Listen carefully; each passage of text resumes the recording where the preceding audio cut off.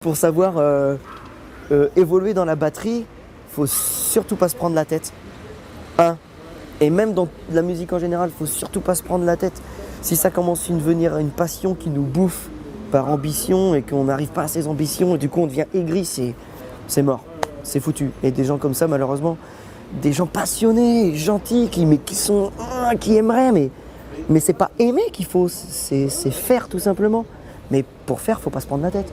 Faut pas se poser la question, alors j'aimerais être batteur, qu'est-ce qu'il faut que je fasse? Bah déjà joue. Parce que tu sais, c'est comme le gars qui veut gagner au loto. Dieu, fais-moi gagner au loto. Mais oui, mais joue. Et bah là, c'est un petit peu pareil.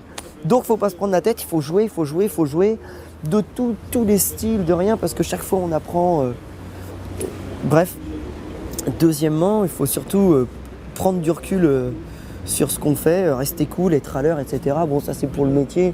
Si on te file un répertoire, que tu arrives et que tu n'as rien bossé, tu as compris que quelque part, tu peux changer de numéro, ça ne changera pas grand-chose. et troisièmement, il faut toujours se dire qu'un gars qui est sympa, qui sait qu'il commence à pleuvoir. Il faut toujours se dire, un gars sympa qui joue moins bien, travaillera beaucoup plus d'un mec qui joue très bien mais qui se la raconte.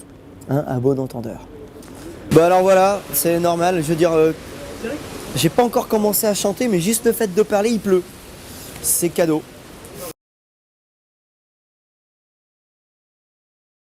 C'est vraiment quelque chose qui me tient à cœur. Moi j'ai fait mes premiers albums autoproduits, j'avais 16 ans.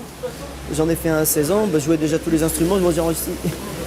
C'est enregistré dans mon grenier, ça sonne comme une répète de rocker qu'on but de l'accro pendant 24 heures non-stop. On dirait, j'ai fait ça dans mon garage, mais c'est rigolo. Et puis déjà je chantais, et puis c'est vraiment raga, bon voilà. Et puis là, depuis ces albums, donc ensuite je suis parti à Paris, et j'ai toujours eu ce désir et cette envie de chanter. Et puis voilà, finalement je me suis mis à jouer beaucoup de batterie, j'ai commencé les tournées, et puis voilà, j'ai jamais eu le temps en fait de le faire. À un moment je me suis dit ok, stop. L'étape de Voice c'est très simple, c'était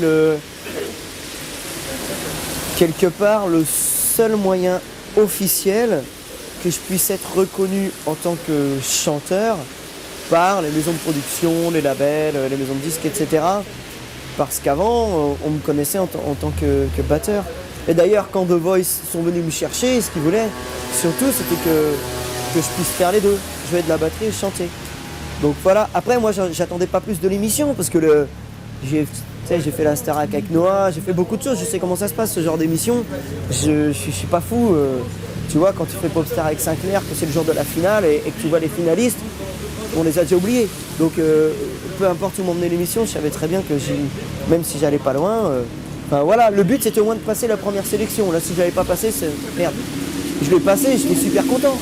À partir du moment où le gars il tape, t'es au moins reconnu comme ok, tu chantes et voilà. J'ai un projet qui me tient effectivement à cœur, c'est mon album bien évidemment, qu'on a fini, ou qu'on est en train de finir, enfin bref. Je travaille dessus avec donc Féodor Dosumov, qui est le guitariste d'Impact Fuse.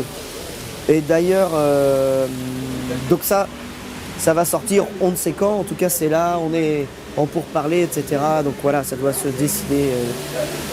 J'ai un autre projet qui me tient à cœur aussi, c'est mon groupe Impact Fuse, donc mon groupe avec Féodor Dosumov donc. Et c'était Anton Davidians avec nous, ça va changer, on va voir on doit faire un second album, on a commencé à y travailler. Donc c'est avec mon groupe de Russie.